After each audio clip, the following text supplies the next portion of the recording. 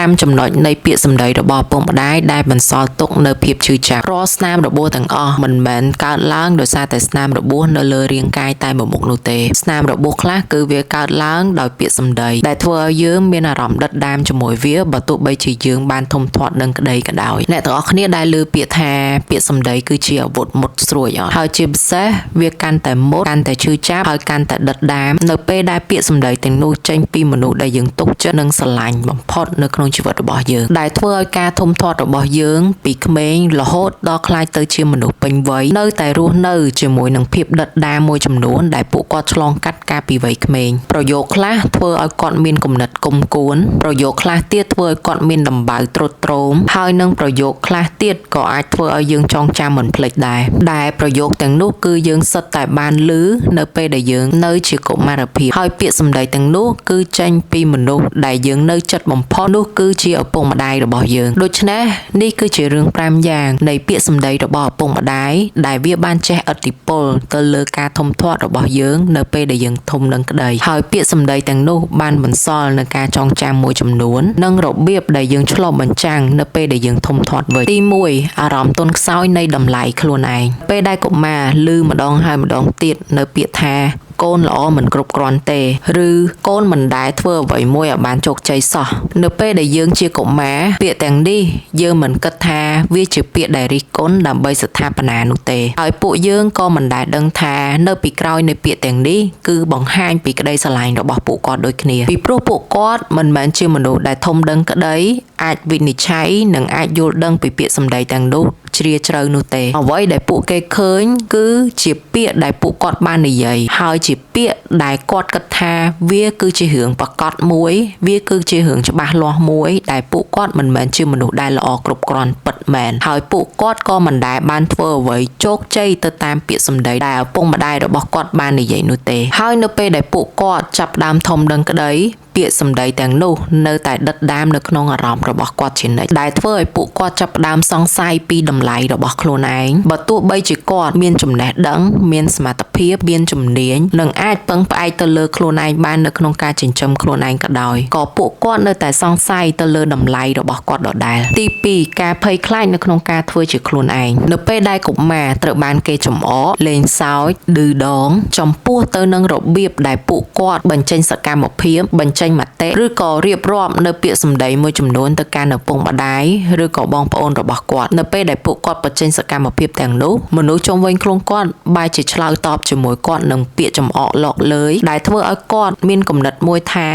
រាល់អ្វីដែលគាត់និយាយរាល់អ្វីដែលគាត់បញ្ចេញសកម្មភាពគឺសុទ្ធតែមិនត្រឹមត្រូវគឺសុទ្ធតែមនុស្សជុំវិញខ្លួនលេងសើចនិងសើចចំអកគាត់ដូច្នេះធ្វើឲ្យគាត់កើតជំងឺមួយថារាល់ពេលដែលគាត់ធ្វើអ្វីមួយគឺគាត់មានការភ័យខ្លាចនៅក្នុងការបញ្ចេញមតិទៅកាន់មនុស្សជុំវិញខ្លួននិងរឹតកាន់តែខ្លាចជាងគេទៀតនោះគឺការនិយាយស្ដីជាមួយនឹងមនុស្សជុំវិញខ្លួននឹងឯងនៅក្នុងនាមយើងជាមនុស្សពេញវ័យយើងមើលទៅកុមារភាពរបស់គាត់ហើយយើងប្រើពាក្យសម្ដីទាំងនោះដោយគិតថាគ្រាន់តែធ្វើប៉ុណ្ណឹងនៅក្មេងសោះគិតច្រើនម៉េះហើយនេះគឺជាអ្វីមួយដែលគេហៅថាប្រតិកម្មមនុស្សធំយកមកប្រើប្រាស់ទៅលើប្រតិកម្មកូនក្មេងដូច្នេះក្នុងនាមជាកូនក្មេងវានឹងមានអាការៈមួយចំនួនកើតឡើងខ្លាចការវិនិច្ឆ័យខ្លាចការរិះគន់និងខ្លាចនៅក្នុងការគេស្ដីថាឲ្យខ្លួនពីព្រោះរាល់កូនក្មេងដែលបានកើតមកកំណើតរបស់ពួកវាមិនមែនកើតមកដោយមានភាពខ្មាស់អៀនស្រាប់នោះទេហើយការខ្មាស់អៀនទាំងនោះក៏វាមិនមែនកើតមានដោយធម្មជាតិនោះដែររាល់ការខ្មាស់អៀនទាំងប៉ុន្មានគឺវាកើតឡើងពីមនុស្សជុំវិញខ្លួនដែលវារីកលូតលាស់ធំធាត់ជាមួយនឹងឯងហើយក្នុងនាមជាមនុស្សធំ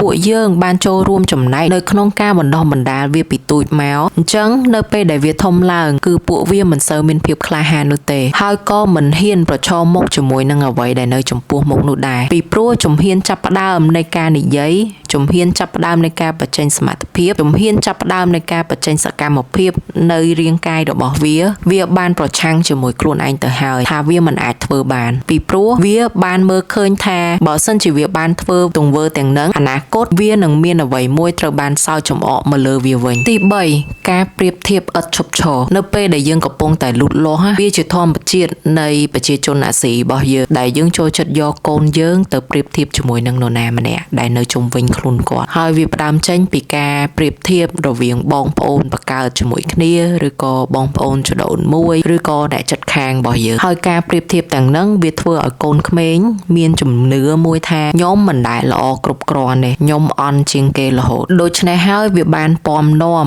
អាពាក្យសម្ដីទាំងហ្នឹងពំនាំនៅការជំនឿទាំងហ្នឹងរហូតទៅដល់គាត់ធំពេញវ័យដែលធ្វើឲ្យគាត់នឹងមានអាការៈមួយចំនួនដែលអាការៈទាំងហ្នឹងគាត់មិនដឹងថាវាគឺជាទង្វើខុសនោះទេគាត់តែងតែគិតថាវាគឺជាទង្វើត្រូវនៅក្នុងការធ្វើរឿងទាំងអស់ហ្នឹងដែលអាការៈទាំងហ្នឹងមានដូចជាការប្រៀបធៀបខ្លួនឯងជាមួយនឹងមនុស្សជុំវិញខ្លួនការច្រណែនការឈ្នានីសគេហើយវាអាចនឹងធ្ងន់ធ្ងរជាងនឹងទៅទៀតគឺការជិះជាន់អ្នកដទៃដើម្បីតែខ្លួនឯងវាអាចនាំយើងទៅផ្លូវអាក្រក់ហើយក៏អាចនាំយើងទៅផ្លូវល្អដែរល្អគឺបានត្រឹមតែប្រៀបធៀបហើយអន់ចិត្តខ្លួនឯងវិញប៉ុន្តែបើសិនជាទៅផ្លូវអាក្រក់វិញក្នុងខ្លួនគាត់មួយថ្ងៃគាត់អត់គិតថាត្រូវធ្វើខ្លួនឯងឲ្យវាមានសមត្ថភាពឲ្យវាមានជំនាញឲ្យវាមានចំណេះដឹងខ្លាំងជាងមុននេះគាត់បែរជាធ្វើឲ្យជីវិតរបស់គាត់នឹងផ្ដោតទៅលើអ្នកដទៃខ្លាំងជាងខ្លួនហើយមួយថ្ងៃចូលចិត្តអង្កេតទៅលើមនុស្សជុំវិញខ្លួនថាតើពួកគេធ្វើអ្វីខ្លះដែលធ្វើឲ្យគាត់នឹងចាំតែឈ្នានីសចាំតែចំណែនចាំតែជិះជាន់គេបែបហ្នឹងហើយទង្វើអាក្រក់ទាំងហ្នឹង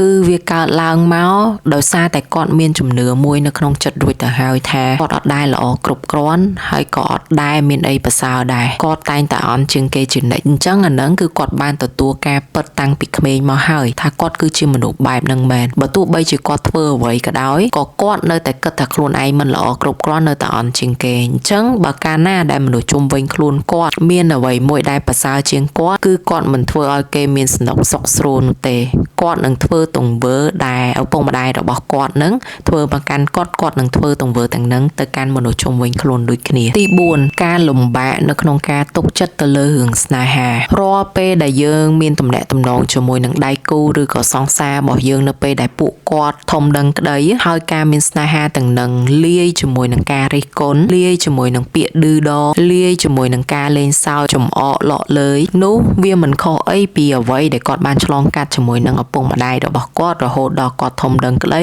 គាត់ឆ្លងកាត់វាម្ដងទៀតជាមួយនឹងដៃគូឬក៏សង្សាររបស់យើងនោះទេទាំងដែលយើងក្នុងនាមជាកុមារគ្រប់រូបណាយើងតែងតែរៀនពីក្មេងមកនៅពាក្យថាស្នេហាគឺអត់មានលក្ខខណ្ឌទេអញ្ចឹងក្នុងនាមយើងជាមនុស្សពេញវ័យប្រយោគនិងពាក្យនៃការរិះគន់ទាំងហ្នឹងបានคล้ายទៅជាការភ័យខ្លាចនៅក្នុងការបោះបង់ចោលដោយគិតថាខ្លួនឯងនឹងគឺជាមនុស្សដែលមិនគ្រប់គ្រាន់សម្រាប់ដៃគូឬក៏សង្សាររបស់យើងហើយវាតែងតែកើតឡើងរាល់ពេលដែលដៃគូសង្សាររបស់យើងប្រើភាសាមួយចំនួន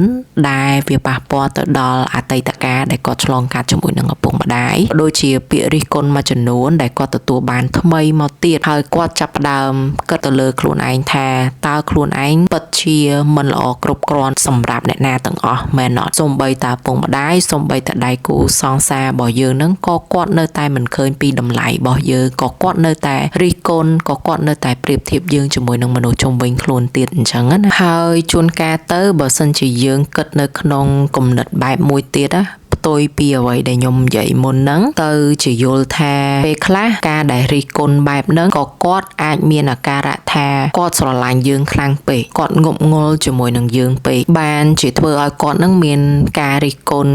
ដើម្បីស្ថាបនាយើងអីចឹងទៅប៉ុន្តែដោយសារតែអាការដែលយើងដិតដាមពីក្មេងហ្នឹងវា trigger យើងមកម្ដងទៀតកោះអតីតកាលរបស់យើងហ្នឹងមកម្ដងទៀតអញ្ចឹងវាធ្វើឲ្យយើងហ្នឹងពិបាកទទួលយកដែលជាមូលហេតុឲ្យគាត់ឆ្លើយតបទៅនឹងដៃគូឬក៏សង្សាររបស់យើងដែលគាត់បានប្រើពាក្យសម្ដីមិនល្អមកកាន់យើងហ្នឹងយើងឆ្លើយតបទៅគាត់វិញដោយការរក្សាគម្លាតពីដៃគូឬក៏សង្សាររបស់យើងអត់សូវនិយាយគ្នាអត់សូវចំណាយពេលវេលាជាមួយនឹងដៃគូសង្សាររបស់យើងទេយើងចាប់ផ្ដើមឃ្លាតឆ្ងាយជាមួយគ្នាដោយធម្មជាតិហ្មងពីព្រោះថានៅពេលដែលយើងជួបរឿងនឹងមួយហើយយើងត្រូវជួបរឿងនឹងម្ដងទៀតយើងប្រកាសជាផ្លូវចិត្តខ្លួនឯងដោយឃ្លាតឆ្ងាយពីមនុស្សដែលយើងស្រឡាញ់ហើយអញ្ចឹងយើងចាប់ផ្ដើមឃ្លាតគ្នាពីមួយថ្ងៃទៅមួយថ្ងៃការស្រឡាញ់ការរក្សាទំនាក់ទំនងនឹងក៏វាឈានទៅដល់ចំណុចមួយដែលវាកំពុងតែគិតគូរថាតើយើងគួរនៅឬក៏គួរទៅដែរទី5សំឡេងរិះគន់នៅតែបន្តនៅទីបំផុតនៃសំឡេងដែលយើងបានចងចាំពីអតីតកាលរបស់យើងឬក៏ការពីកុមារភាពដែលជាពាក្យសម្ដីចេញពីឪពុកម្ដាយរបស់យើងផ្ទាល់ណាវាបានคล้ายទៅជាសំឡេងមួយដែលឧស្សាហ៍បន្ល ឡាចយើងឧស្សាហ៍មកលងយើងម្ដងម្កាលហើយឧស្សាហ៍ធ្វើឲ្យយើងនឹងចាប់ផ្ដើមគិតនិងសង្ស័យជាមួយខ្លួនឯងម្ដងហើយម្ដងទៀតថាតើយើងពិតជាមិនល្អគ្រប់គ្រាន់ពិតមែនអត់បើទោះបីជាឪពុកម្ដាយរបស់យើងឬក៏នរណាម្នាក់ដែលប្រើពាក្យសម្ដីទាំងនឹងម្ដងទៀតមកកាន់យើងបើទោះជាពួកគាត់បាននិយាយហើយក៏ដោយនៅក្នុងកលៈទេសៈមួយនៅក្នុងបទពិសោធន៍ជីវិតរបស់យើងរួចហើយក៏ដោយបើទោះបីជាឥឡូវគាត់បានកែខ្លួនគាត់មិនដែលនិយាយពាក្យនឹងមកកាន់យើងទៀតនោះទេក៏ប៉ុន្តែវានៅតែដិតដាមយើងអញ្ចឹងរាល់ពេលដែលយើងបានឃើញមុខឪពុកម្ដាយរបស់យើងម្ដងណាក៏ដោយឬក៏ដៃគូសង្សាររបស់យើងនៅថ្ងៃណាមួយម្ដងទៀតក៏ដោយក៏អតិថិភាពនៃការនិយាយភាសាបែបហ្នឹងវានឹងកើតឡើងនៅចំពោះមុខយើងតែម្ដងដោយការគ្រាន់តែចងចាំនៅមុខរបស់ពួកគាត់តែប៉ុណ្ណោះតែជាហេតុធ្វើឲ្យពួកគាត់លែងមានប្រតិកម្មអ្វីទាំងអស់លែងមានការឆ្លើយតបអ្វីទាំងអស់នៅពេលដែលយើងជួបដៃគូឬក៏ស្នេហានៅពេលដែលយើងជួបឪពុកម្ដាយយើងសារជាថ្មីម្ដងទៀតនាពេលអនាគតណាគឺគាត់អត់ចង់និយាយជាមួយអត់ដឹងថាគួរបញ្ចេញសកម្មភាពឬក៏កាយវិការណាមួយដែលធ្វើទង្វើណាមួយទៅកាន់ពួកគាត់នោះទេពីព្រោះវាដូចជាមានការហឺតហត់នឿយជាមួយនឹងអ្វីដែលគាត់បានជួបមានជាការឈឺចាប់រួចមកហើយនៅអ្វីដែលគាត់បានប្រឈមមុខអញ្ចឹងដែលជាហេតុធ្វើឲ្យគាត់មានរបាំងមួយដែលគាត់បានដាក់ខាំងរួចទៅហើយថាបើទោះខ្ញុំឃើញម្នាក់នឹងនៅមុខខ្ញុំក៏ដោយក៏ខ្ញុំរៀងឃ្លាតឆ្ងាយជាមួយគាត់ដែរក៏ខ្ញុំមិនចង់និយាយជាមួយគាត់ដែរពីព្រោះគាត់បានផ្ដល់ឲ្យខ្ញុំនៅរឿងមួយដែលវាដិតដាមនៅក្នុងចិត្តរបស់ខ្ញុំអញ្ចឹងខ្ញុំនឹងដាក់របាំងមួយខ្លាចថាថ្ងៃក្រោយគាត់នឹងធ្វើរឿងទាំងនឹងមកកាន់យើងម្ដងទៀតហើយនេះហើយគឺជាសម្លេងដែលនៅតែបន្តបន្លាចយើងរហូតតតែយើងដល់ចាស់ហើយវាគឺជាសម្លេងមួយដែលនៅក្នុងខ្លួនយើងរហូតដែលមិនអាចសូម្បីតែខ្លួនឯងមិនដឹងថាតើយើងគួរតែដោះលែងវាចេញដោយរបៀបម៉េចហើយវាក៏ជាមូលហេតុមួយដែរដែលមនុស្សយើងពិបាកនៅក្នុងការដោះស្រាយទៅលើបញ្ហាទាំងហ្នឹងចូលមកដល់ចំណុចបន្ទាប់នៅក្នុងការព្យាបាលណាថាតើយើងគួរតែព្យាបាលវាបែបម៉េចពីទស្សនៈរបស់ខ្ញុំផ្ទាល់ការព្យាបាលគឺទាមទារពេលវេលាច្រើនមែនតើនៅក្នុងការវិនិច្ឆ័យនៅក្នុងការយល់ដឹងនៅក្នុងការចង់ដឹងពីមូលហេតុដែលនៅពីក្រោយនៃភាសាទាំងនោះដែលបាននិយាយមកកាន់យើងនឹងអញ្ចឹងការយល់ដឹងទាំងនឹងមិនមែនជាអ្វីដែលយើងត្រូវឆ្លើយតបទៅពួកគាត់វិញថាយើងស្ដីបន្ទោសឪពុកម្ដាយរបស់យើងឬក៏ប្រកាន់ទៅលើឪពុកម្ដាយរបស់យើងនោះទេពីព្រោះថារាល់ទង្វើទាំងនឹងគឺគាត់បង្ហាញមកកាន់យើងនៅក្នុងន័យណាមួយដែលគាត់ចង់ផ្ដល់ការក្តីស្រឡាញ់មកកាន់យើងដូចគ្នាក៏ប៉ុន្តែនៅពេលដែលយើងធំរឿងទាំងនឹងក៏បានផ្ដល់នៅជំរើសមួយចំនួនមកកាន់យើងផងដែរថាតើយើងគួរតែបន្តឲ្យមានរឿងនឹងនៅលើខ្លួនយើងម្ដងទៀតអត់ដោយយើងចាប់ផ្ដើមអង្គុយចុះហើយកោះនៅសំណួរឬក៏ភាសាដែលគេបាននិយាយមកកាន់យើងនឹងពីអតីតកាលរបស់យើងហើយជំនួសវាទៅជាសម្លេងរបស់យើងផ្ទាល់វិញថាយើងមិនមែនដូចមុនទៀតឡើយយើងមិនមែនជាអ្វីដែលគេនិយាយពីអតីតកាលរបស់យើងនោះទេយើងមិនមែនមិនល្អគ្រប់គ្រាន់ដោយតែពាក្យគេនិយាយនោះទេមកដល់ពេលនេះម៉ោងនេះគឺយើងប្រសើរហើយយើងមានចំណេះដឹងជ្រៅជ្រះយើងមានបទពិសោធន៍មានសមត្ថភាពមានជំនាញដែលអាចធ្វើឲ្យជីវិតរបស់យើងចិញ្ចឹមខ្លួនឯងដោយមិនពឹងពាក់នរណាទៀតបានហើយយើងបានធ្វើរឿងមួយចំនួនដែលវាបានជោគជ័យនៅក្នុងជីវិតរបស់យើងនឹងបដាហើយនេះហើយគឺជាសារដែលយើងប្រាប់ខ្លួនឯងថាយើងមិនមែនជាអ្វីដែលគេនិយាយទៀតនោះទេយើងលួងខ្លួនឯងមកវិញហើយឈប់គិតនៅពាក្យដែលជាអតីតកាលរបស់យើងនឹងឈប់រំលឹកវាសារឡើងមកវិញហើយឈប់ដាក់ពាក្យទាំងនឹងមកសង្កត់ទៅលើផ្លូវចិត្តរបស់យើងដើម្បីឲ្យយើងនឹងមិនអាចធ្វើអ្វីតបានទៀតនៅក្នុងពេលបច្ចុប្បន្ននឹងអតីតកាលរបស់យើងនឹងពយល់យើងឲ្យយល់ពីមូលហេតុទាំងនឹងនៅពេលដែលយើងធំឡើងក៏ប៉ុន្តែគុំមិនដោយឲ្យរឿងនៃអតីតកាលរបស់យើងទាំងនឹងមកកំណត់ទៅលើវាសនារបស់យើងនៅពេលបច្ចុប្បន្ននេះឲ្យសោះប្រសិនបើអ្នកទាំងអស់គ្នាធំធាត់ឡើងដោយពាក្យឈឺចាប់ទាំងនឹងវាមិនមែនបានន័យថាអ្នកទាំងអស់គ្នាខូចចិត្តនោះទេវាមានន័យថាអ្នកមានអ្វីមួយដែលអ្នកត្រូវព្យាបាលហើយត្រូវកសាងនៅចំណុចដែលអ្នកព្យាបាលនឹងសារឡើងវិញដោយអ្នក ត្រូវតែជំនួស